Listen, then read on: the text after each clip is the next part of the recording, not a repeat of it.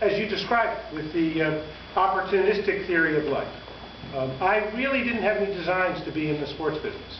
I came out of law school and I became a civil rights lawyer, desegregating housing in Baltimore. We lived in a segregated city at that time in terms of housing. I also worked with students who were considering crossing into Canada to protest the Vietnam War and losing their citizenship. There's a tie-in here, I promise you. One of those students will come back in just a moment. I was in a law firm where they looked at me and said, as a civil rights lawyer, you do not earn any money for us. So they gave me securities law books, investment law.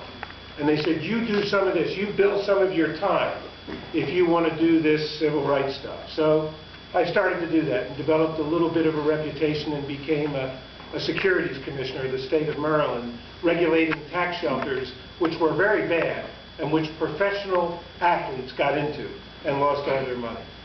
Well, the story ends, and I get into sports, when in 1975, the owner of the Baltimore Orioles, who was the uncle of one of those students I talked back from the border between the United States and Canada, called me and said, Ron, I've read in the paper that you know something about tax shelters.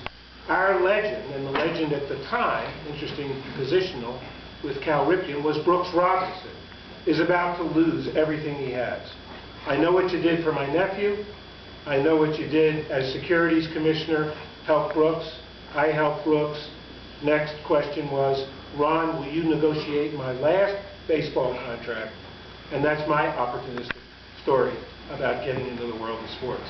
The rest was a great ride.